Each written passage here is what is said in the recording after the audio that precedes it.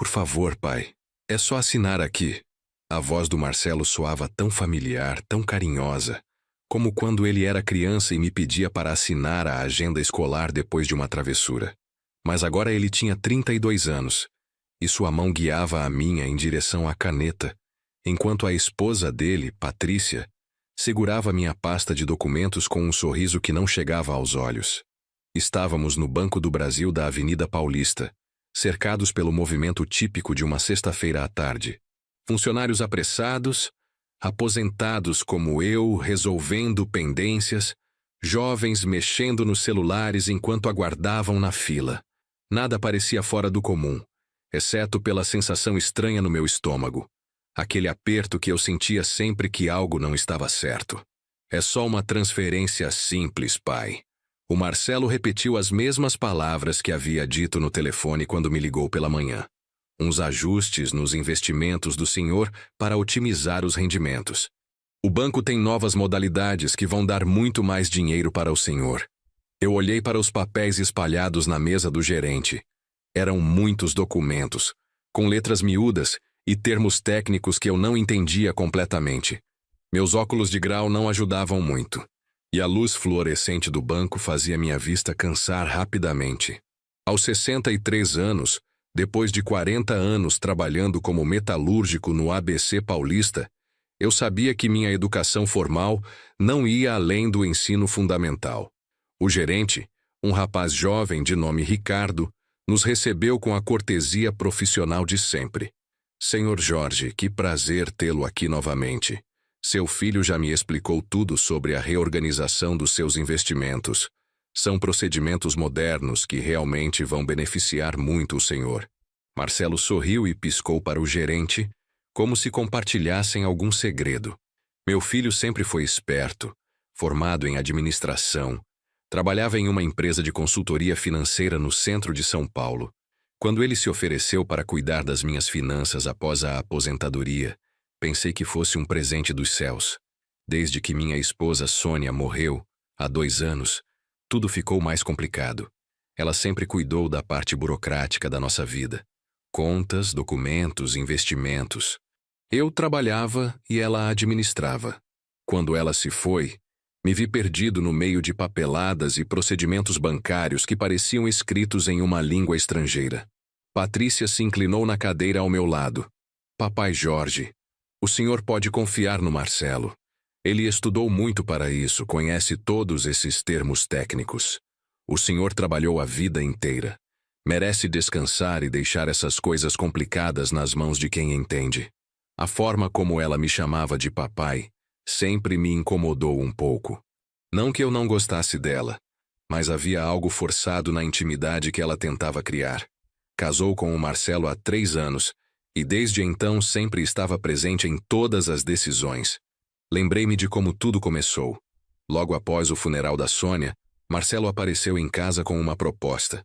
Pai, o senhor tem uma aposentadoria boa, tem a casa quitada, tem as economias que vocês juntaram durante anos. Mas esse dinheiro está parado, perdendo valor com a inflação. Deixa eu cuidar disso para o senhor. Na época, pareceu uma ideia sensata. Eu realmente não entendia nada de investimentos, e o dinheiro estava mesmo parado na poupança, rendendo pouco.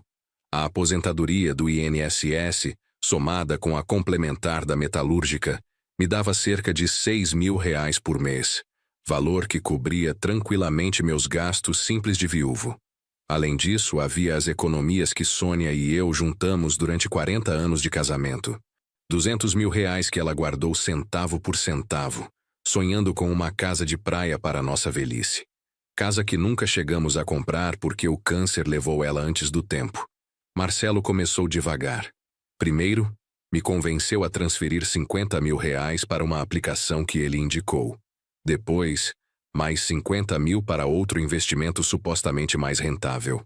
A cada mês, ele me mostrava extratos com números que pareciam positivos. Rendimentos que ele dizia estar superiores aos da poupança. Eu confiava no meu filho. Claro que confiava. Tinha criado ele com muito esforço, trabalhando em 3 empregos para pagar a faculdade particular que ele queria.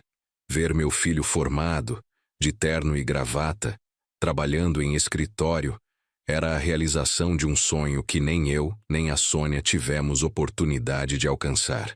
Mas algumas coisas começaram a me incomodar nos últimos meses. Marcelo aparecia em casa sempre acompanhado da Patrícia, nunca sozinho. Quando eu tentava fazer perguntas sobre os investimentos, ela sempre interferia na conversa, mudando de assunto ou dizendo que eram coisas muito complexas para eu me preocupar. Outra coisa estranha era o padrão de vida deles. Marcelo trocou de carro 2 vezes no último ano.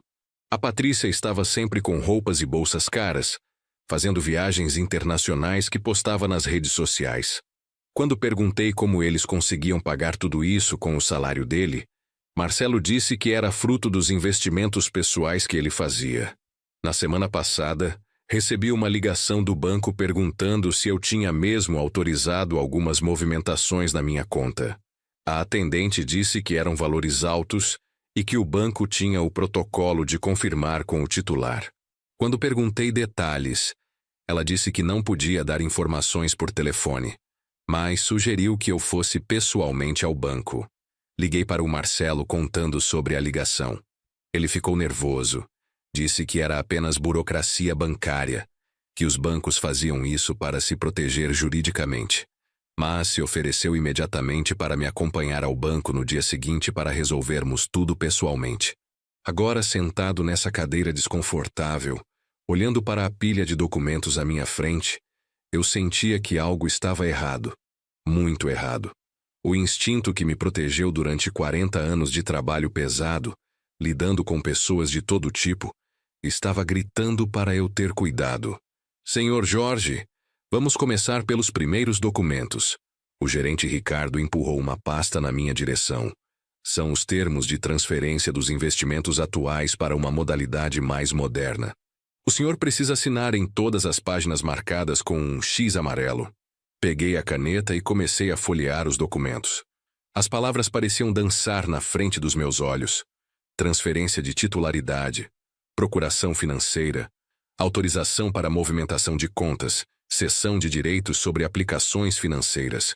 Termos que eu não compreendia completamente, mas que soavam definitivos demais para meu gosto. Pai, não precisa ler tudo isso. O Marcelo colocou a mão no meu ombro. São documentos padrão, termos técnicos que todos os bancos usam. O importante é que o senhor vai ter rendimentos muito melhores a partir de agora. Mas eu queria entender. Durante toda a minha vida, nunca assinei nada sem saber exatamente o que estava fazendo. Na metalúrgica, os contratos eram simples e diretos. Quando comprei a casa, li cada linha da escritura 3 vezes antes de assinar. Era assim que a Sônia me ensinou. Cuidado nunca é demais quando se trata de dinheiro. A primeira página falava sobre transferência de R$200 mil em aplicações diversas. R$200 mil. Exatamente o valor total das nossas economias. Que coincidência, pensei. Ou talvez não fosse coincidência coisa nenhuma. Patrícia se remexeu na cadeira ao meu lado. Papai Jorge, eu sei que essas coisas são chatas de ler, mas o Marcelo já revisou tudo. Ele entende disso muito mais que a gente. É melhor confiar nele e assinar logo, para não perdermos tempo de todo mundo aqui no banco. Algo no tom da Patrícia me incomodou profundamente. Era uma pressa disfarçada de preocupação. Uma pressão suave, mas constante. Levantei os olhos e observei o ambiente ao meu redor. O gerente Ricardo verificava constantemente o relógio. Marcelo tamborilava os dedos na mesa, um hábito que ele tinha desde criança quando ficava nervoso. Pai, se o senhor quiser, posso explicar cada documento. Marcelo se ofereceu, mas já estava pegando a caneta da minha mão. É que são muitos papéis, e eu sei que o senhor cansa fácil para ler com essa idade. Essa idade. As palavras ecoaram na minha cabeça como uma sirene de alarme. 63 anos não era uma idade tão avançada assim. Eu ainda dirigia, cozinhava, cuidava da casa, fazia caminhadas no parque. Minha mente estava lúcida. Minha memória funcionava perfeitamente. Por que meu próprio filho estava me tratando como se eu fosse senil? Não, filho. Eu mantive a caneta na minha mão. Deixa eu dar uma olhada com calma. Não tenho pressa nenhuma, e o banco está aqui para nos atender, não o contrário. O gerente Ricardo pigarreou desconfortavelmente. Claro, Sr. Jorge. O senhor pode levar o tempo que precisar. Mas havia algo na expressão dele que não condizia com as palavras educadas. Uma impaciência contida, um olhar que se desviava do meu quando eu tentava estabelecer contato visual. Marcelo suspirou alto. Tá bom, pai. Mas não demora muito porque ainda temos outros assuntos para resolver hoje. A Patrícia precisa buscar as crianças na escola, e eu tenho uma reunião importante às 4:30. As crianças. Os meus netos Lucas e Maria, de 8 e 6 anos respectivamente. Duas crianças lindas que eu adorava, e que sempre corriam para me abraçar quando eu chegava para as visitas de domingo.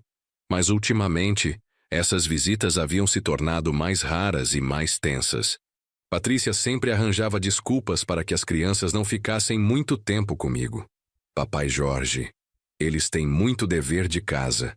Papai Jorge, eles têm curso de inglês. Papai Jorge, eles estão cansados.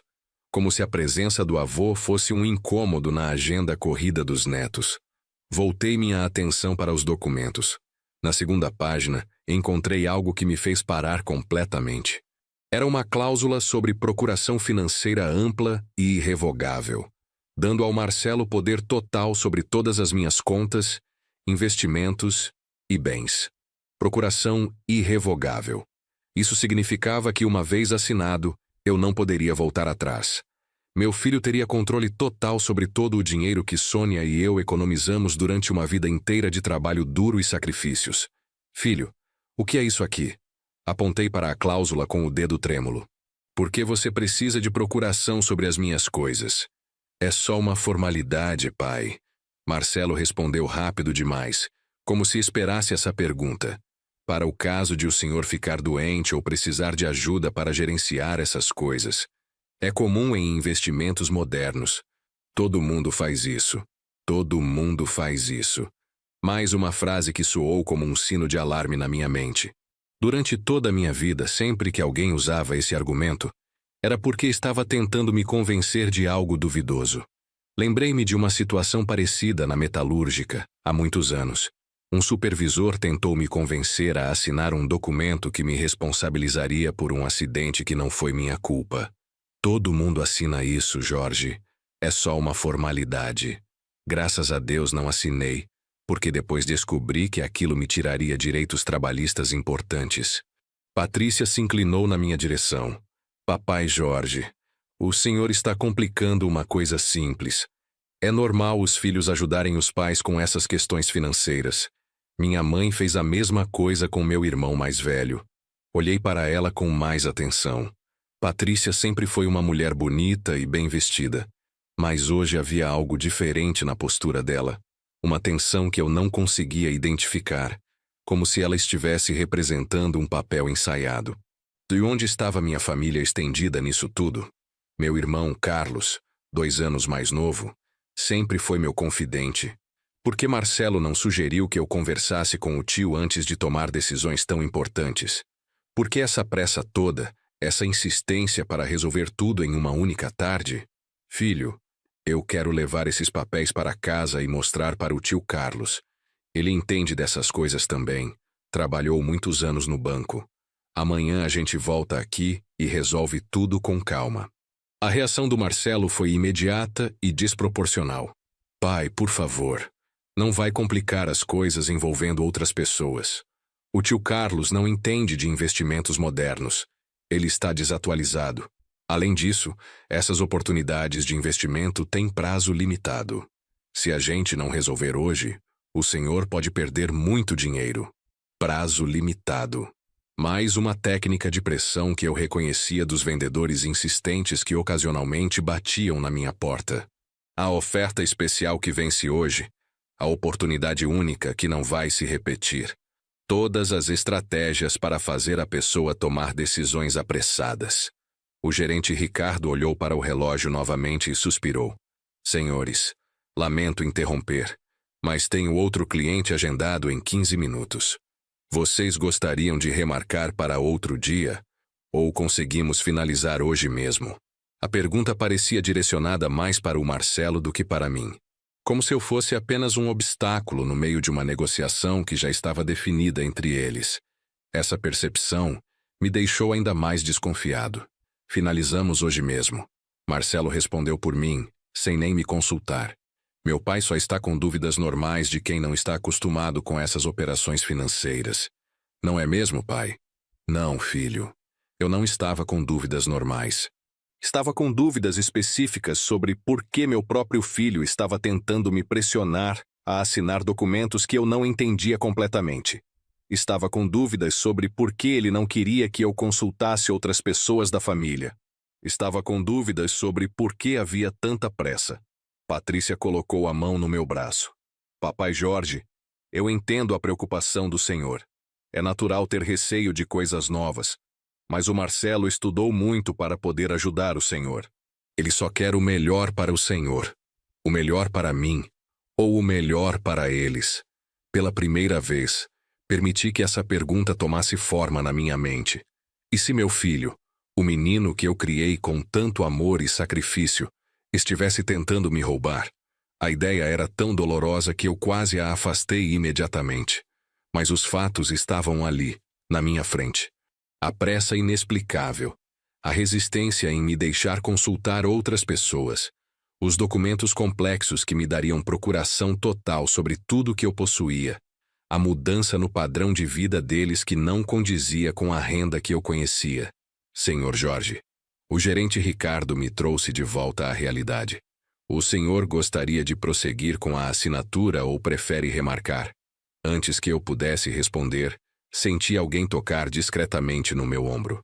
Era uma funcionária do banco, uma mulher de meia idade que eu não havia notado antes. Ela segurava alguns papéis na mão e sussurrou no meu ouvido. Senhor, me desculpe interromper, mas preciso que o senhor assine estes documentos de atualização cadastral. É obrigatório para todos os clientes acima de 60 anos. Vai ser rapidinho. Ela colocou os papéis na minha frente, por cima dos documentos que eu estava analisando. À primeira vista, pareciam formulários simples de atualização de dados. Mas quando peguei a primeira página, senti algo estranho. Havia um pequeno papel dobrado, grudado na parte de trás. Discretamente descolei o papel e o abri. Era um bilhete escrito à mão, com letra feminina e cuidadosa. Senhor Jorge, isso é uma transferência total de bens. Leia antes de assinar. Sua conta mostra movimentações suspeitas. Cuidado. Meu coração disparou. Alguém no banco havia percebido o que estava acontecendo e estava tentando me avisar. Olhei para a funcionária que já havia se afastado e agora organizava papéis em uma mesa distante, sem me olhar diretamente. Mantive a expressão neutra, como se nada tivesse acontecido. Dobraram o bilhete e o guardei discretamente no bolso da camisa. Marcelo e Patrícia estavam distraídos conversando com o gerente sobre prazos e procedimentos, sem perceber o que havia acabado de acontecer. Agora eu tinha certeza. Havia algo muito errado com toda aquela situação. Uma funcionária do banco havia arriscado o emprego para me avisar sobre movimentações suspeitas na minha conta. Movimentações que provavelmente meu próprio filho havia autorizado, usando algum tipo de procuração anterior que eu não me lembrava de ter assinado. Respirei fundo e tomei uma decisão. Eu não assinaria nada naquele dia, mas também não faria escândalo nem demonstraria suspeita. Se meu filho realmente estava tentando me roubar, eu precisava de tempo para entender a situação e me proteger adequadamente. Filho, estou me sentindo um pouco cansado. Acho melhor a gente remarcar isso para a semana que vem. Quero conversar com calma com o tio Carlos sobre essas mudanças nos investimentos. A reação do Marcelo foi imediata. Pai, pelo amor de Deus, não vai ficar nessa paranoia de consultar todo mundo. O senhor está perdendo uma oportunidade única de investimento. Se a gente não assinar hoje, o senhor vai ter que esperar meses para conseguir essas condições de novo. Patrícia se juntou à pressão. Papai Jorge, o senhor está sendo teimoso sem motivo. É só assinar os papéis e pronto. O que custa confiar no próprio filho? Confiar no próprio filho. A frase me atingiu como um soco no estômago. Durante toda a vida, eu havia confiado cegamente no Marcelo.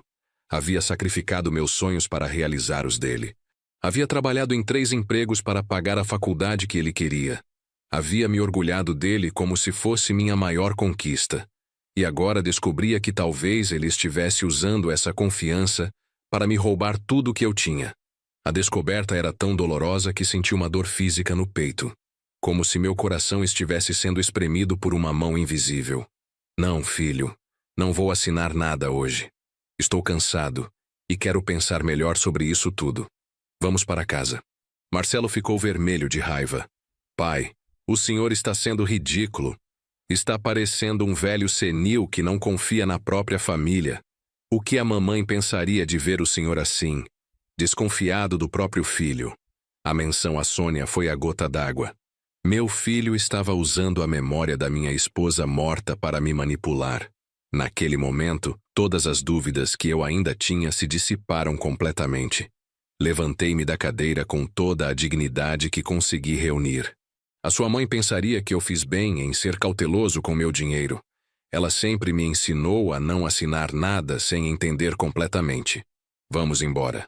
Patrícia tentou uma última investida. Papai Jorge, o senhor está cometendo um erro. Essas oportunidades não aparecem todo dia.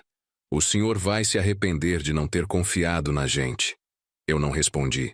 Simplesmente me dirigi para a saída do banco, deixando os documentos em cima da mesa. Sentia os olhares dos 3 nas minhas costas.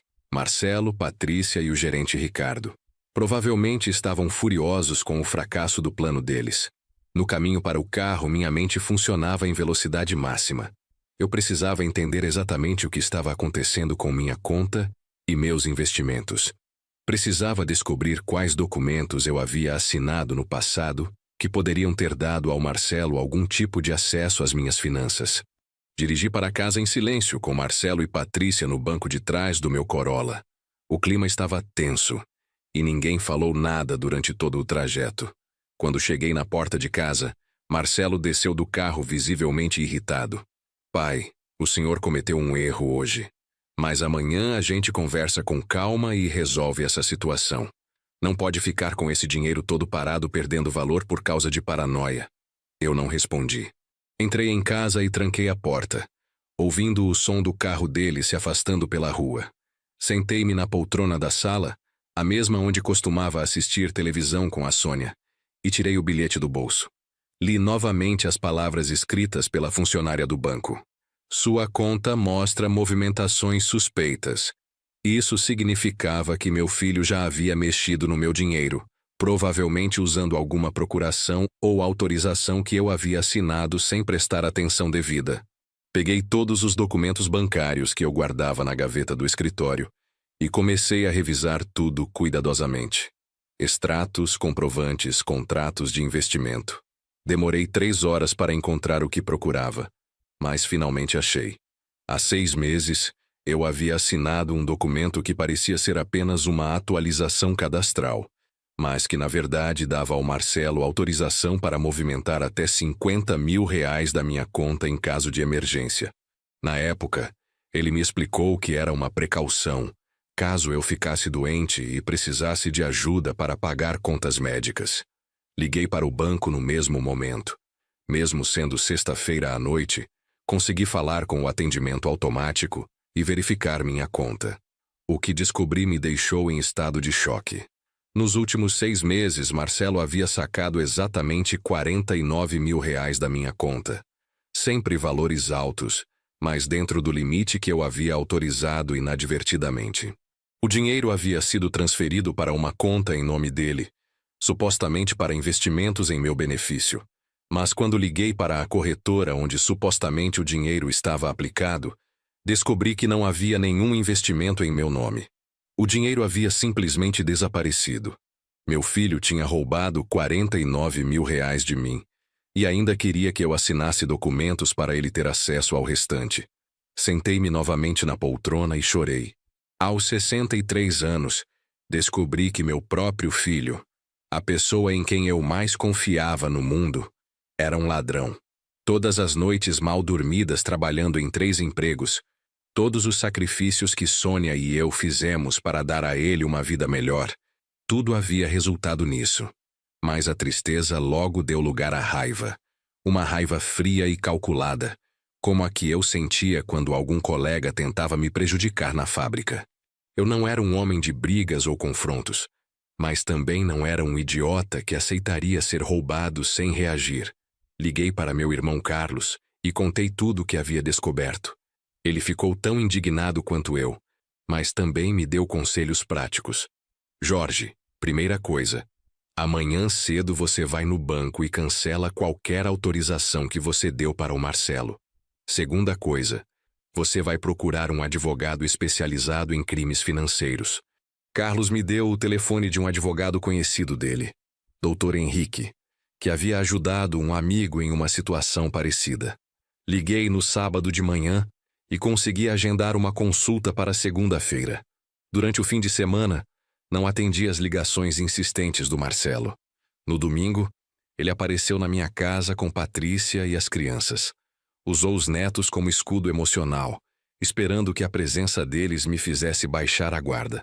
Lucas e Maria correram para me abraçar como sempre, e meu coração quase cedeu ao vê-los.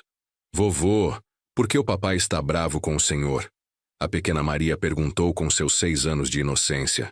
Ela disse que vocês brigaram por causa de dinheiro, mas eu não entendo por que dinheiro faz as pessoas brigarem.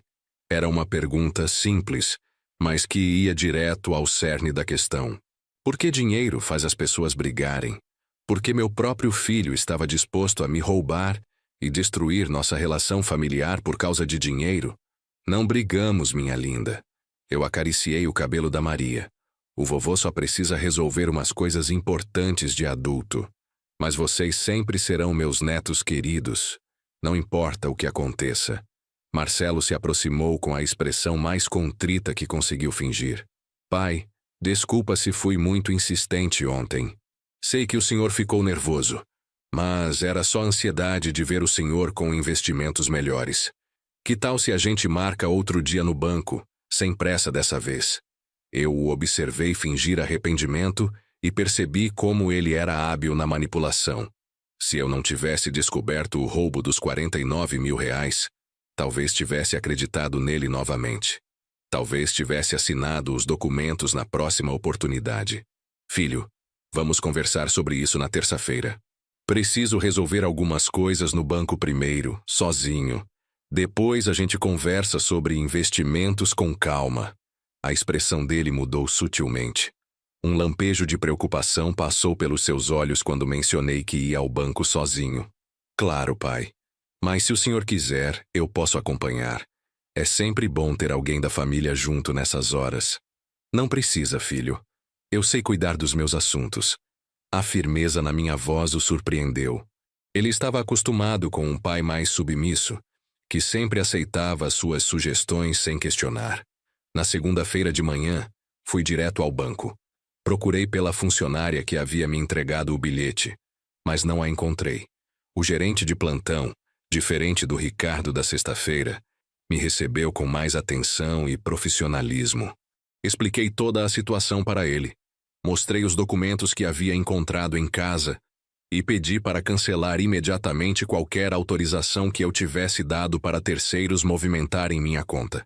O gerente, Dr. Fernando, demonstrou genuína preocupação com o caso. Senhor Jorge, o que o senhor está descrevendo é crime de estelionato familiar. É mais comum do que imaginamos, infelizmente. Vou cancelar todas as autorizações hoje mesmo e colocar uma trava de segurança na sua conta. Qualquer movimentação acima de R$ 1.000 exigirá sua presença física aqui no banco. Perguntei sobre a funcionária que me havia alertado na sexta-feira. Dr. Fernando explicou que ela era Dona Márcia, uma funcionária experiente que trabalhava no atendimento há mais de 20 anos.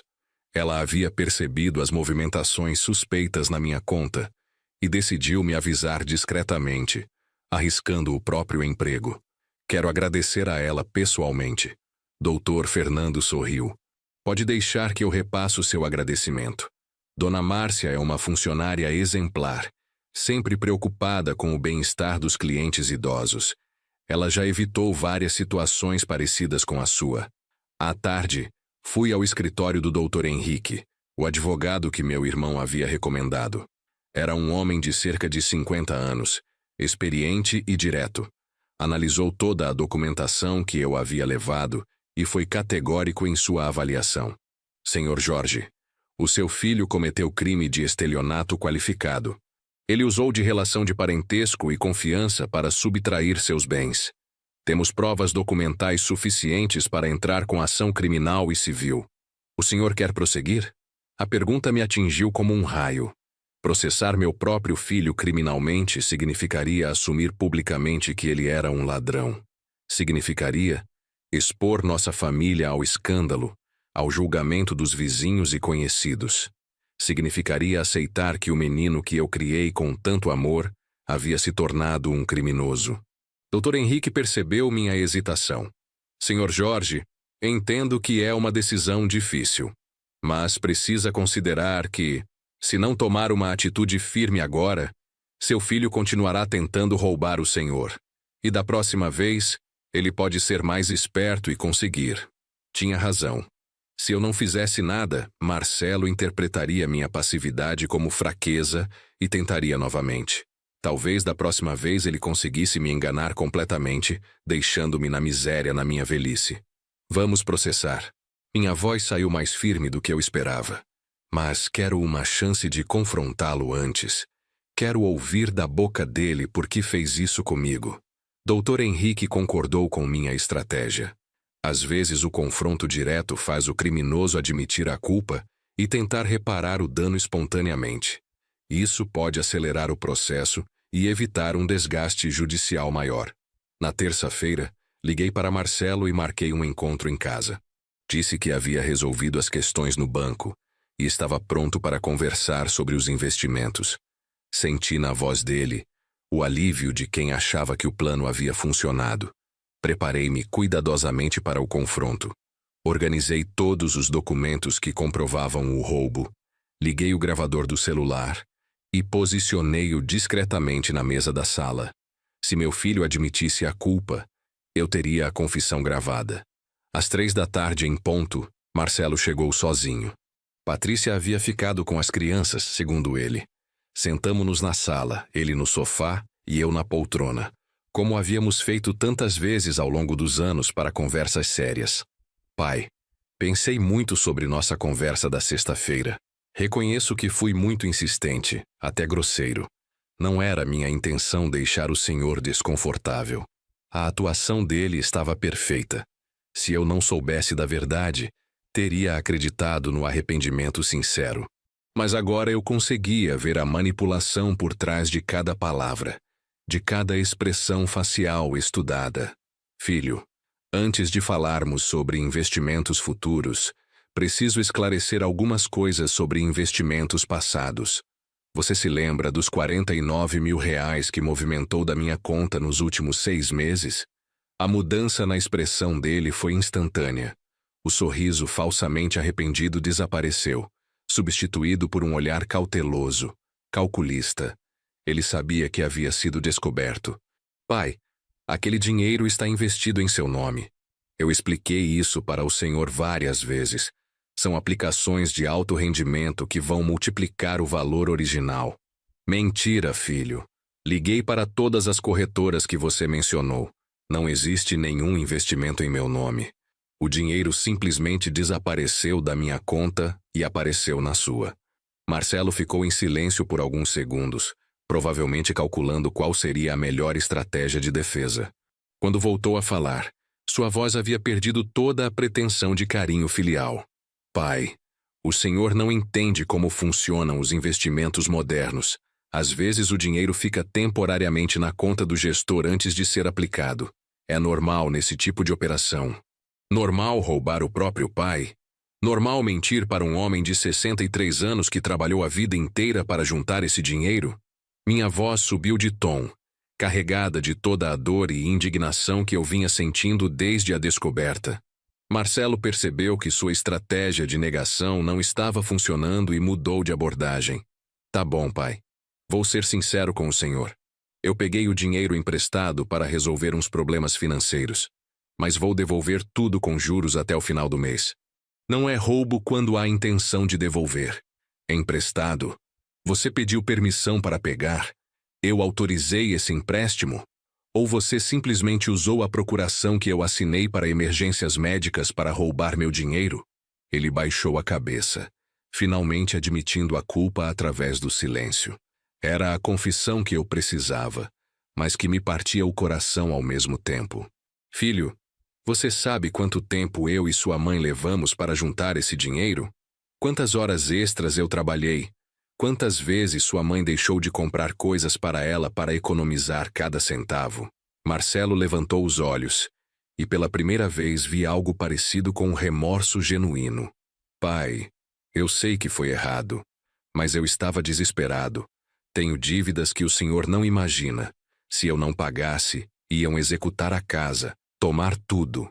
Dívidas? Que tipo de dívidas? E por que você não me procurou para conversar como um filho deve fazer, em vez de me roubar como um criminoso? Apostas online, pai. Começou como uma diversão, uma forma de ganhar dinheiro extra, mas virou um vício. Perdi muito mais do que podia pagar. Os juros foram acumulando e agora devo quase R$200 mil. A revelação me chocou mais do que o próprio roubo.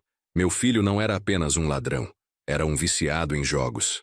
Todo o dinheiro que ele havia roubado de mim tinha ido para os cassinos online, alimentando um vício que eu nem sabia que existia. R$200 mil. Exatamente o valor que ele queria me fazer transferir na sexta-feira no banco. Não era coincidência. Ele havia planejado usar todo o meu patrimônio para quitar suas dívidas de jogo. Por que você não me procurou antes de chegar a esse ponto? Por que preferiu me roubar a me pedir ajuda? Porque eu sabia que o senhor ficaria decepcionado comigo. Sabia que o senhor nunca entenderia como eu pude jogar fora tudo que consegui na vida por causa de apostas. Ele tinha razão sobre minha decepção. Eu estava mais decepcionado do que magoado, mais triste pela pessoa que ele havia se tornado do que furioso pelo que ele havia me feito. O menino que eu criara, que estudara tanto, que conseguira um bom emprego, havia se autodestruído por causa de um vício. Marcelo, você precisa de ajuda profissional. Vício em jogos é uma doença que tem tratamento. Mas isso não justifica ter me roubado. Eu sei, pai. E estou procurando ajuda. Já comecei terapia com um psicólogo especializado em vício em jogos. Mas preciso resolver essas dívidas primeiro, senão eles vão tomar a casa onde meus filhos moram. Os netos. Lá estava ele usando as crianças como escudo emocional novamente. Mas dessa vez, a ameaça era real. Se ele não pagasse as dívidas, Lucas e Maria realmente perderiam a casa onde moravam. E a Patrícia? Ela sabe de tudo isso? Patrícia descobriu há 2 meses. Ela queria que eu confessasse tudo para o Senhor e pedisse ajuda. Mas eu não tive coragem. Preferi tentar resolver sozinho, usando os seus investimentos. Pelo menos minha nora havia tentado fazer a coisa certa. Isso explicava a atenção que eu havia percebido nela na sexta-feira no banco. Ela sabia que o marido estava tentando roubar o sogro e se sentia mal com a situação. Filho, eu vou te ajudar, mas não do jeito que você imagina. Vou pagar um tratamento profissional para o seu vício. Vou pagar um advogado para negociar suas dívidas. Mas não vou dar dinheiro para você quitar apostas. Pai, mas se eu não pagar, eles vão executar a casa. Meus filhos vão ficar na rua. Seus filhos não vão ficar na rua. Se necessário, eles podem vir morar comigo temporariamente enquanto vocês reorganizam a vida de vocês. Mas eu não vou financiar o vício que te trouxe até essa situação. A proposta que eu fiz era justa e prática. Protegeria os netos sem alimentar o vício do meu filho. Mas Marcelo não gostou da solução que não resolvia seus problemas imediatos. Pai, o senhor não entende. Não são dívidas normais, são pessoas perigosas. Se eu não pagar, podem fazer mal para minha família. Agora, ele estava apelando para o medo. Mais uma técnica de manipulação que eu havia aprendido a reconhecer. Mesmo que houvesse alguma verdade na ameaça, ceder à chantagem apenas alimentaria o ciclo vicioso. Filho, se você está recebendo ameaças, vamos à polícia. Se há risco real para você e sua família, a solução é proteção legal. Não mais dinheiro para os criminosos. Não posso ir à polícia, pai. Apostas online são ilegais. Se eu denunciar, posso ser preso também. Era verdade. As apostas online operavam em uma zona cinzenta da legalidade brasileira, e quem participava também corria riscos legais. Mas isso não mudava o fato de que eu não podia resolver o problema dele colocando meu próprio futuro em risco. Marcelo, você criou esse problema sozinho, e vai ter que resolver sozinho, com ajuda profissional. Eu vou custear o tratamento e a reorganização legal da sua vida. Mas não vou dar dinheiro para quitar dívidas de jogo. Ele ficou em silêncio por vários minutos. Via-se claramente que estava calculando outras possibilidades, outras formas de me convencer. Quando voltou a falar, sua voz estava diferente, mais fria. Tá bom, pai. Eu entendo a posição do senhor. Mas quero que o senhor saiba que, se algo acontecer com a minha família, a responsabilidade será do senhor também. A ameaça velada me deixou furioso. Agora meu próprio filho estava tentando me culpar pelas consequências das próprias ações dele. Era o auge da manipulação. Tentar inverter os papéis e fazer a vítima se sentir culpada. Filho, a única responsabilidade minha foi ter criado um homem que se tornou viciado em jogos e ladrão. E mesmo assim, estou disposto a te ajudar da forma correta. Se você não quer aceitar minha ajuda, o problema é seu. Marcelo levantou-se do sofá com uma expressão que eu nunca havia visto antes. Não era mais meu filho pedindo ajuda. Era um estranho furioso por não conseguir o que queria. Senhor tem razão, pai. O problema é meu. Mas da próxima vez que o senhor precisar de alguma coisa, lembre-se de que tem filhos que o senhor escolheu abandonar na hora da necessidade. Ele saiu batendo a porta, deixando-me sozinho na sala com o peso da decisão que havia tomado. Era a decisão certa do ponto de vista racional, mas dolorosa do ponto de vista emocional. Havia perdido meu filho para o vício e para o crime. Naquela noite, liguei para Dr. Henrique e contei sobre o confronto e a confissão. Ele confirmou que a gravação seria útil no processo judicial e que a admissão do vício em jogos poderia ser usada para conseguir uma sentença que incluísse tratamento obrigatório. Vou entrar com a ação criminal amanhã mesmo. Dr. Henrique foi categórico. Seu filho precisa entender que ações têm consequências. Se você não fizer isso, ele continuará achando que pode roubar impunemente. Na semana seguinte, Marcelo foi notificado sobre o processo criminal. A reação dele foi imediata e previsível. Ligou chorando, pedindo perdão, prometendo devolver o dinheiro, implorando para eu retirar a queixa. Pai, por favor, não faz isso comigo. Se eu for condenado, vou perder o emprego, não vou conseguir mais trabalho na área financeira. Minha vida vai estar acabada. Sua vida já estava acabada quando você decidiu roubar o próprio pai. O processo pode ser o início da sua recuperação, não o fim da sua vida. Mantive minha decisão apesar das súplicas. Era doloroso ouvir meu filho implorar, mas eu sabia que ceder seria prejudicial para ele a longo prazo. Ele precisava enfrentar as consequências dos próprios atos para ter chance de se recuperar. Patrícia também me ligou, mas com uma postura completamente diferente. Jorge, eu quero que o senhor saiba que eu apoio totalmente sua decisão. Marcelo precisa de ajuda profissional, e talvez um processo judicial seja o choque de realidade que ele precisa. Ela me contou que havia descoberto o vício do marido quando recebeu cartas de cobrança em casa. Tentou convencê-lo a procurar ajuda e a conversar comigo honestamente, mas ele sempre arranjava desculpas para adiar. Jorge, eu quero me separar dele. Não posso mais viver com um viciado que mente e rouba a família. Mas estou preocupada com as crianças. Elas amam muito o Senhor, e eu não quero que percam o contato com o avô por causa dos problemas do pai. A preocupação dela era legítima e me tocou profundamente. Lucas e Maria não tinham culpa dos erros do pai e não deveriam ser privados do carinho do avô. Patrícia, as crianças sempre serão bem-vindas na minha casa. Independente do que aconteça entre mim e o Marcelo, vocês três podem contar comigo para o que precisarem. Era uma promessa sincera. Por mais que eu estivesse magoado com meu filho, não permitiria que isso afetasse minha relação com os netos e com a nora que havia tentado fazer a coisa certa. 2 meses depois, o caso foi a julgamento. Marcelo havia contratado um advogado que tentou alegar que não houve crime, já que havia intenção de devolver o dinheiro. Mas Dr. Henrique apresentou provas sólidas do estelionato e da apropriação indébita. O juiz foi compreensivo com a situação familiar, mas firme quanto à aplicação da lei. Marcelo foi condenado a 2 anos de prisão em regime semiaberto, mais a obrigação de devolver o dinheiro roubado e de fazer tratamento obrigatório para vício em jogos. Como era réu primário e havia admitido a culpa, conseguiu converter a pena de prisão em prestação de serviços comunitários e pagamento de multa, mas ficou com antecedentes criminais e perdeu o emprego na consultoria financeira. No dia da sentença, olhei para meu filho no banco dos réus e senti uma mistura de tristeza e alívio.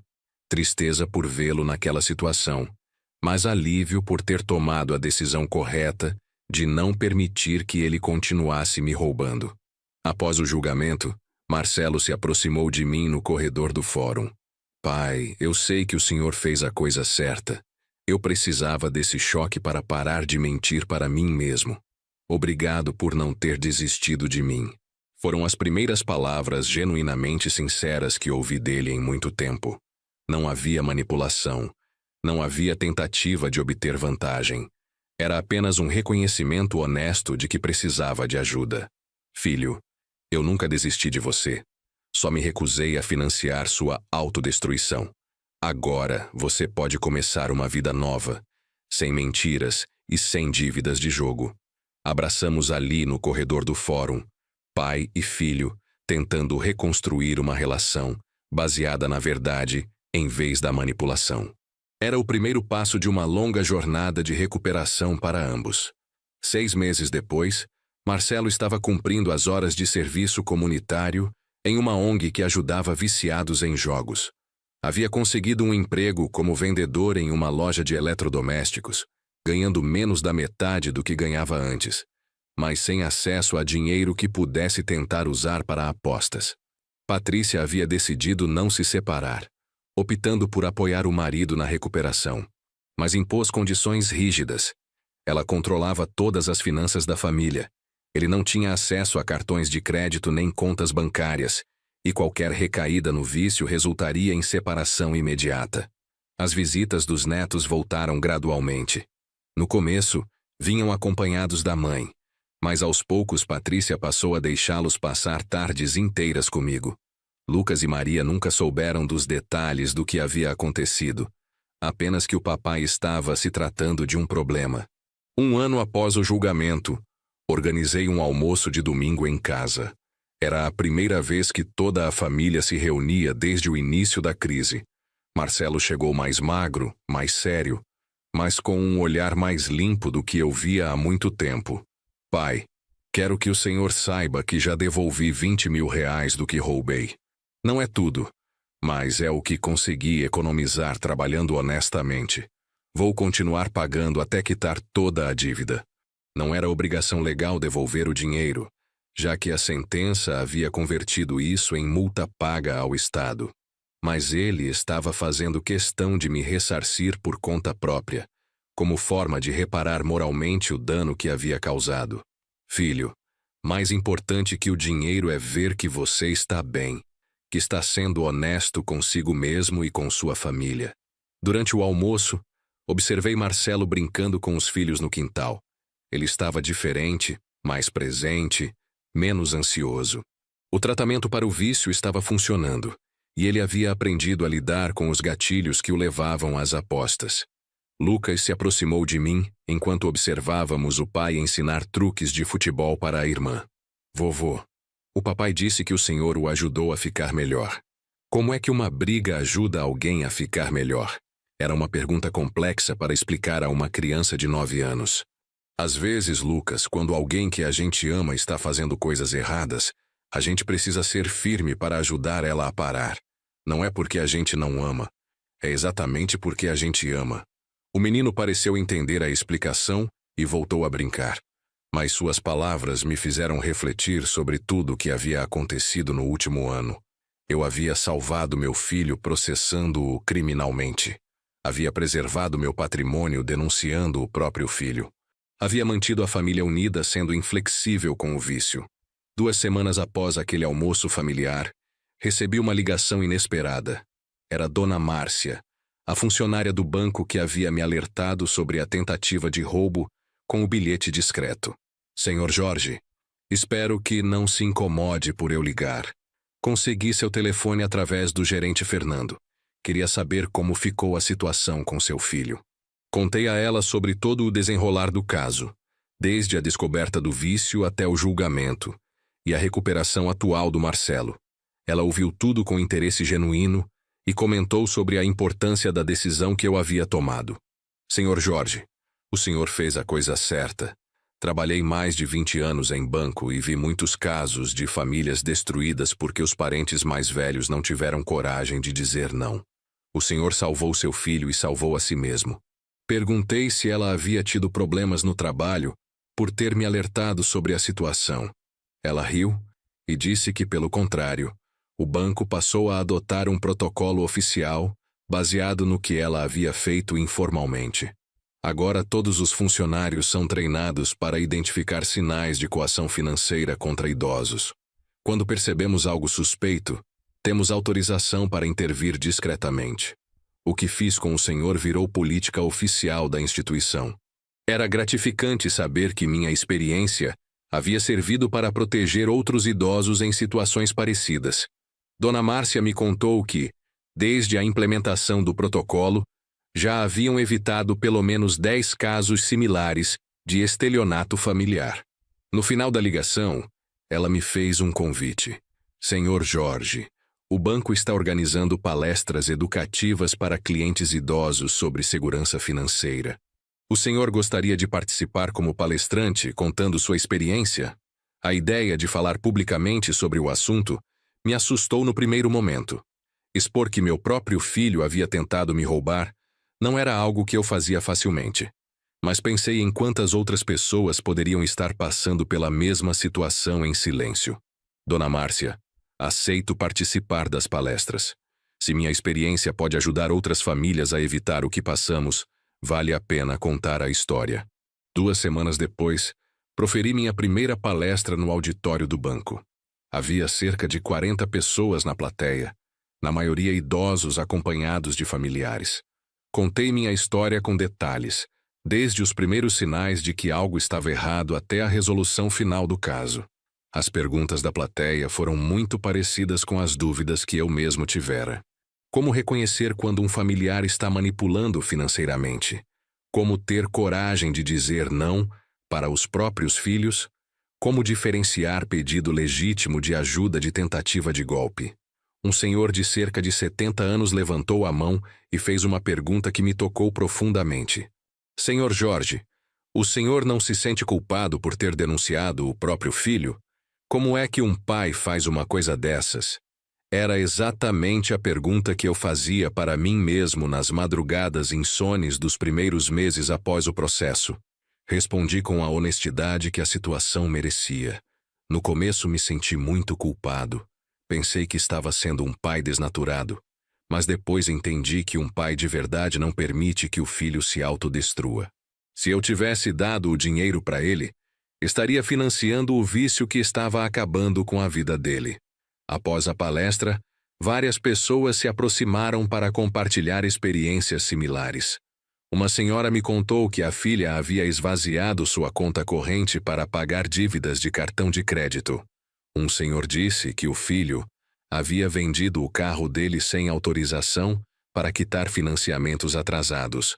Todos tinham em comum a vergonha de admitir que estavam sendo roubados pela própria família e o medo de tomar atitudes drásticas contra os filhos. Minhas palavras haviam dado coragem para que eles considerassem medidas mais firmes. Senhor Jorge, uma senhora de aparência frágil me procurou após a palestra. O senhor pode me dar o telefone do seu advogado? Meu filho está tentando me fazer assinar a escritura da minha casa para o nome dele. Diz que é para proteger de impostos, mas eu desconfio que é mentira. Dei a ela o cartão do Dr. Henrique e todos os conselhos práticos que eu gostaria de ter recebido no início da minha própria situação. Ela saiu dali com um plano claro para se proteger e verificar as intenções reais do filho. Nos meses seguintes, proferi mais 6 palestras em diferentes agências do banco. Cada uma delas rendia novos contatos com pessoas em situações parecidas. E gradualmente formamos uma rede informal de apoio mútuo. Marcelo acompanhou uma das palestras, sentado discretamente no fundo do auditório. Após o evento, se aproximou de mim com os olhos úmidos. Pai, ouvir o senhor contar nossa história para outras pessoas me fez entender o tamanho do que eu fiz. Não foi só roubar dinheiro. Foi quebrar a confiança. Foi colocar o senhor em risco. Foi ser o tipo de filho que nenhum pai merece ter. Foram as palavras mais maduras que ouvi dele desde que se tornara adulto. Não havia autocomiseração nem tentativa de minimizar a gravidade dos próprios atos. Era um reconhecimento completo da responsabilidade pelos danos causados. Filho, o importante é que você aprendeu e está mudando, e que nossa experiência está ajudando outras famílias a não passarem pelo mesmo. 2 anos após o primeiro incidente no banco, minha vida havia tomado rumos que eu nunca imaginei.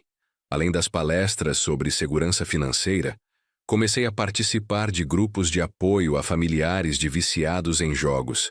Descobri que o vício em apostas era muito mais comum do que eu imaginava, especialmente com a proliferação dos jogos online. Muitas famílias enfrentavam situações similares à nossa, mas a maioria sofria em silêncio por vergonha ou por não saber como agir. Meu irmão Carlos me sugeriu escrever um livro sobre a experiência. Jorge, sua história pode ajudar muita gente. Tem milhares de pais e mães passando pela mesma situação e não sabendo o que fazer. A ideia me interessou, mas eu não me sentia capaz de escrever um livro inteiro. Optei por começar com artigos em blogs e sites especializados em educação financeira. O primeiro artigo, intitulado "Quando o filho vira golpista, minha experiência com estelionato familiar", teve mais de 50 mil visualizações em uma semana. Os comentários foram emocionantes. Dezenas de pessoas contavam situações parecidas e agradeciam por eu ter compartilhado a experiência. Muitas diziam que se sentiram menos sozinhas ao perceber que não eram as únicas vítimas de familiares inescrupulosos. Uma leitora chamada Maria Aparecida comentou: "Senhor Jorge, li seu artigo chorando. Minha filha me convenceu a colocar o apartamento no nome dela para proteger de impostos. Depois descobri que ela havia pedido empréstimo usando o imóvel como garantia. Seu exemplo me deu coragem para procurar um advogado. Comentários como esse me mostraram o valor de expor publicamente nossa experiência familiar. Por mais doloroso que fosse relembrar os detalhes, cada pessoa que se sentia encorajada a se proteger fazia todo o esforço valer a pena. Marcelo se recuperava gradualmente. Já havia devolvido R$40 mil dos 49 mil que roubara e continuava pagando mensalmente o restante. Mais importante, havia completado 1 ano sem apostar 1 centavo sequer. O tratamento psicológico o ajudara a entender os gatilhos que o levavam ao vício. Estresse financeiro, pressão profissional, necessidade de aprovação social, tudo isso contribuía para que ele buscasse na adrenalina das apostas um escape da realidade. As crianças voltaram completamente ao normal na relação comigo. Lucas, agora com 10 anos, até me ajudava a preparar as apresentações para as palestras, fazendo perguntas que simulavam as dúvidas da plateia. "Vovô, se um dia eu fizer alguma coisa muito errada, o senhor vai me processar também?" A pergunta dele me fez rir, mas respondi com seriedade: "Lucas, se um dia você fizer algo errado, vou te ajudar da melhor forma possível." Às vezes, ajudar significa ser firme e não permitir que a pessoa continue errando. No 3º aniversário do incidente no banco, organizei um jantar especial em casa. Convidei meu irmão Carlos, Marcelo com a família, Dona Márcia do banco e Dr. Henrique. Era minha forma de agradecer a todos que haviam me ajudado durante a crise. Durante o jantar, Dona Márcia contou que o protocolo de proteção a idosos do banco já havia evitado mais de 50 casos de estelionato familiar. Dr. Henrique disse que passou a se especializar nesse tipo de crime, que era mais frequente do que a maioria das pessoas imaginava. "Pai, Marcelo pediu a palavra durante a sobremesa. Gostaria de fazer um brinde." Há 3 anos eu quase destruí minha família por causa de um vício. O Senhor poderia ter me dado o dinheiro e fingido que nada aconteceu, mas teve coragem de me enfrentar e me obrigar a encarar a realidade. Ele levantou a taça de refrigerante. Não bebíamos álcool por causa do tratamento dele. Brindo ao homem mais corajoso que conheço, meu pai, que me salvou de mim mesmo quando eu mais precisava. Todos brindaram, e eu senti uma emoção que não experimentava há muito tempo. Orgulho. Não orgulho arrogante, mas a satisfação de ter tomado decisões difíceis pelos motivos corretos. Naquela noite, após todos irem embora, sentei-me na poltrona da sala refletindo sobre os últimos 3 anos. Sônia certamente ficaria orgulhosa de como eu havia lidado com a situação mais difícil da minha vida como pai. Ela sempre dizia que amor verdadeiro às vezes exige dureza, e que proteger alguém nem sempre significa dar aquilo que a pessoa pede. O telefone tocou, interrompendo meus pensamentos. Era um número desconhecido, mas atendi mesmo assim. Do outro lado da linha, uma voz feminina jovem se apresentou como jornalista de um programa de televisão sobre proteção ao consumidor. Senhor Jorge, meu nome é Fernanda, sou produtora do programa Direitos e Deveres da TV Educativa. Soubemos de sua história através das palestras que o senhor tem dado nos bancos. Gostaríamos de convidá-lo para participar de um programa especial sobre golpes contra idosos. A proposta me surpreendeu. Falar em público para 40 pessoas já era um desafio. Imagina aparecer na televisão. Mas pensei em quantas pessoas poderiam ser alertadas através de um programa de TV. Dona Fernanda, posso pensar um pouco sobre isso? É uma decisão importante para mim. Ela foi muito compreensiva e disse que eu poderia ligar de volta em alguns dias. Após desligar, liguei para Marcelo para contar sobre o convite. Sua reação me surpreendeu positivamente. Pai, acho que o senhor deve aceitar. Nossa história pode ajudar muitas famílias. Eu não me importo que todo mundo saiba que fui um viciado em jogos. Se isso salvar outras pessoas, vale a pena. A maturidade na resposta do meu filho me emocionou. 3 anos atrás, ele teria ficado horrorizado com a ideia de ter seus erros expostos publicamente. Agora, estava disposto a usar sua própria experiência para ajudar outros. No dia seguinte, liguei para Dona Fernanda aceitando o convite. Ela explicou que o programa seria gravado em 2 semanas e que haveria outros convidados. Um delegado especializado em crimes contra idosos, uma psicóloga que tratava viciados em jogos e representantes de bancos falando sobre medidas de proteção. Marcelo se ofereceu para participar comigo, contando sua versão da história como ex-viciado em recuperação. A ideia me pareceu excelente. Seria mais impactante ter os 2 lados da situação representados. Durante os dias que antecederam a gravação, preparei-me cuidadosamente. Revisei todos os documentos do caso, organizei uma cronologia dos eventos e pratiquei com Carlos como explicar situações complexas de forma simples para o público televisivo. Patrícia também quis participar, representando a perspectiva da família que descobre o vício do cônjuge. Sua experiência seria valiosa para outras esposas que passassem pela mesma situação. No dia da gravação, chegamos cedo ao estúdio. Era menor do que eu imaginava, mas as câmeras e luzes me deixaram nervoso. O apresentador, um homem de meia-idade chamado Roberto Silva, nos recebeu calorosamente e explicou como seria a dinâmica do programa. Senhor Jorge, vamos começar com o senhor contando como tudo começou. Depois, seu filho fala sobre o vício e sua nora sobre como a família lidou com a situação. No final, os especialistas dão dicas práticas para o público. E quando as câmeras começaram a gravar, minha nervosidade inicial desapareceu.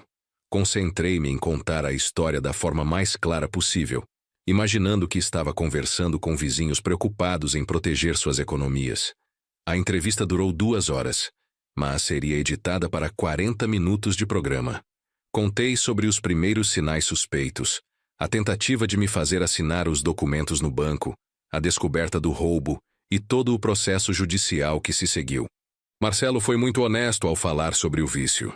Explicou como começou apostando pequenas quantias por diversão, como gradualmente perdeu o controle e como chegou ao ponto de roubar o próprio pai para continuar jogando.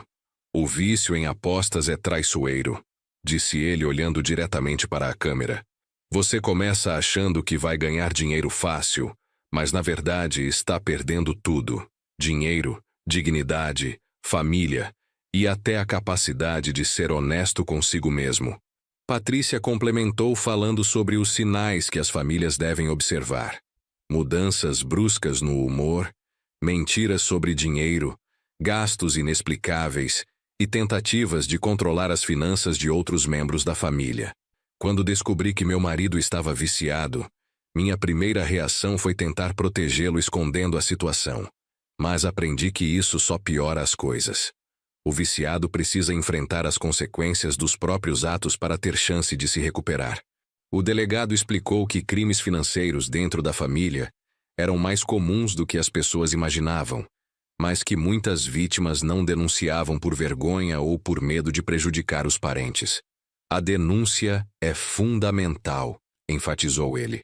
Primeiro, porque protege a vítima de novos crimes. Segundo, porque força o criminoso a buscar tratamento. Terceiro, porque gera estatísticas que nos ajudam a combater esse tipo de crime. A psicóloga especialista em vício em jogos explicou os aspectos médicos da dependência. Falou sobre como as apostas alteram o funcionamento do cérebro, criando uma necessidade física e psicológica similar à dependência de drogas. O viciado não é uma pessoa má que escolheu ser desonesta, esclareceu ela. É alguém doente que precisa de tratamento profissional, mas isso não diminui a responsabilidade pelos crimes cometidos durante o vício. O representante do banco apresentou dados alarmantes. Nos últimos 2 anos, os casos de tentativas de golpe contra idosos haviam aumentado 300%, principalmente envolvendo familiares da própria vítima. Por isso, desenvolvemos protocolos específicos para proteger clientes vulneráveis, explicou ele. Treinamos funcionários para identificar sinais de coação, criamos procedimentos para confirmar operações suspeitas e estabelecemos parcerias com órgãos de proteção ao idoso. Quando o programa foi ao ar 3 semanas depois, a repercussão foi muito maior do que eu esperava. Recebemos centenas de mensagens de telespectadores contando situações parecidas e pedindo conselhos. Uma das mensagens mais tocantes veio de uma senhora de Salvador. Senhor Jorge, assisti ao programa com minha filha. Ela estava tentando me convencer a vender a casa para ajudá-la com umas dívidas. Depois do programa, ela chorou e confessou que também está viciada em apostas online. Já marcamos consulta com um psicólogo. Outra mensagem emocionante veio de um homem do Rio Grande do Sul. Sou filho e estava fazendo com meu pai exatamente o que seu filho fez com o senhor. Vendo o programa, percebi que preciso de ajuda. Vou confessar tudo para ele amanhã e procurar tratamento. Nos meses seguintes ao programa, fui convidado para palestras em outras cidades. São Paulo, Rio de Janeiro, Belo Horizonte, Porto Alegre, sempre acompanhado por Marcelo, que havia se tornado um palestrante experiente sobre os perigos do vício em jogos. Nossa parceria nas palestras fortaleceu ainda mais nosso relacionamento. Trabalhar juntos para prevenir que outras famílias passassem pelo que passamos criou uma conexão nova entre nós, baseada em propósito compartilhado. Em uma dessas viagens para Brasília, conhecemos uma deputada federal que estava elaborando um projeto de lei para endurecer as punições contra crimes financeiros familiares. Ela nos convidou para participar de audiências públicas no Congresso Nacional. Senhor Jorge, seu depoimento será fundamental para mostrar aos parlamentares a realidade desse tipo de crime, disse a deputada Marina Santos. Precisamos de leis mais claras e punições mais efetivas para proteger os idosos. Participar de audiências no Congresso foi uma experiência impressionante. Sentado em uma mesa no plenário, com dezenas de deputados e senadores me ouvindo, contei nossa história para ajudar na elaboração de leis que protegeriam outros idosos. O projeto de lei que ajudamos a fundamentar foi aprovado 8 meses depois. Criou agravantes específicos para crimes financeiros cometidos contra idosos por familiares, estabeleceu protocolos obrigatórios para instituições financeiras e determinou tratamento compulsório para viciados em jogos que cometessem crimes para financiar o vício. Marcelo acompanhou toda a tramitação do projeto e ficou emocionado quando a lei foi sancionada. Pai, nossa história virou lei federal. Quantas famílias vão ser protegidas por causa do que passamos? 4 anos após o incidente inicial no banco, minha vida havia se transformado completamente. De metalúrgico aposentado que só queria viver tranquilamente, me tornei uma espécie de ativista involuntário na proteção de direitos de idosos. Fundei, junto com outros casos similares que conheci pelo caminho, uma ONG chamada Família Protegida, dedicada a orientar famílias em situações de abuso financeiro. Marcelo se tornou coordenador da área de prevenção ao vício em jogos. A organização cresceu rapidamente. Em 2 anos, já tínhamos núcleos em 12 estados brasileiros, todos formados por pessoas que haviam passado por experiências parecidas com as nossas. Vítimas que se tornaram defensores, familiares que aprenderam a ajudar sem ser coniventes. Lucas, agora com 12 anos, costumava brincar que tinha o avô mais famoso da escola. Vez ou outra me acompanhava nas palestras menores e sempre ficava orgulhoso quando as pessoas se aproximavam para agradecer pelos conselhos. Vovô, quando eu crescer, quero trabalhar com o senhor na ONG, disse ele certo dia. Quero ajudar as famílias como a gente ajuda. Maria, com 10 anos, era mais artística e preferia desenhar cartazes para as campanhas de conscientização da organização. Seus desenhos de famílias se protegendo mutuamente viraram material oficial da ONG. Patrícia voltou a estudar e se formou em serviço social, especializando-se em terapia familiar. Abriu um consultório onde atendia famílias em crise por vícios diversos, sempre usando nossa experiência como exemplo de que a recuperação era possível. No 5º aniversário do dia em que quase fui roubado no banco, organizei um evento especial. Não foi apenas um jantar familiar, mas uma confraternização de toda a rede que havia se formado ao redor da nossa história. Dona Márcia, agora aposentada do banco, virou voluntária da ONG. Dr. Henrique passou a atender casos da organização pro bono.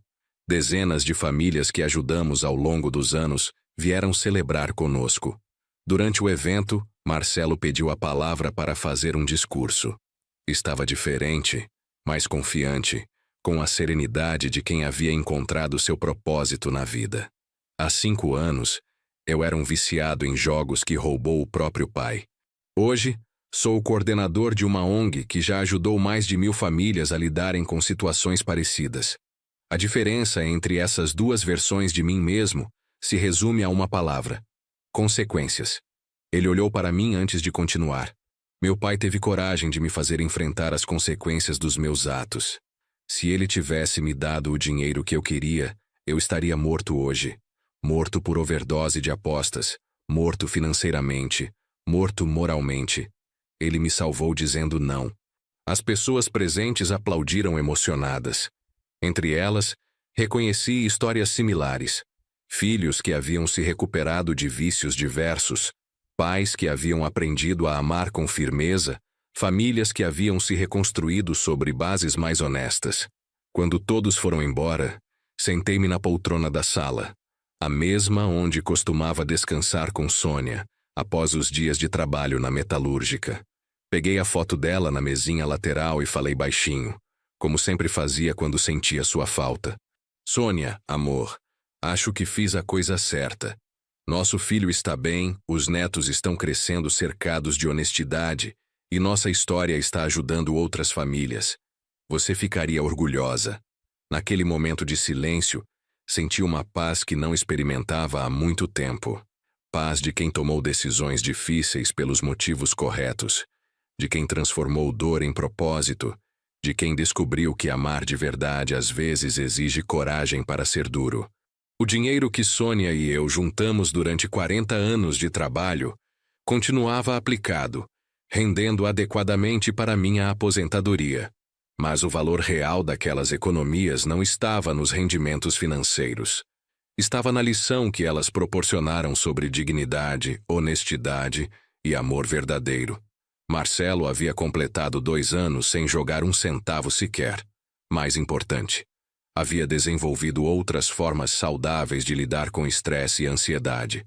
Exercitava-se regularmente, mantinha hobbies produtivos e encontrara na missão de ajudar outros viciados uma fonte de satisfação genuína. Aos 68 anos, descobri que a terceira idade poderia ser a fase mais significativa da minha vida. Não apenas por ter mais tempo livre, mas por ter conquistado a sabedoria necessária para usar esse tempo em prol de causas importantes. A história que começou como uma tentativa de roubo numa agência bancária se transformou em um movimento de proteção familiar que já havia impactado milhares de pessoas. E tudo isso porque um dia tive coragem de dizer não para meu próprio filho quando ele mais precisava ouvir essa palavra.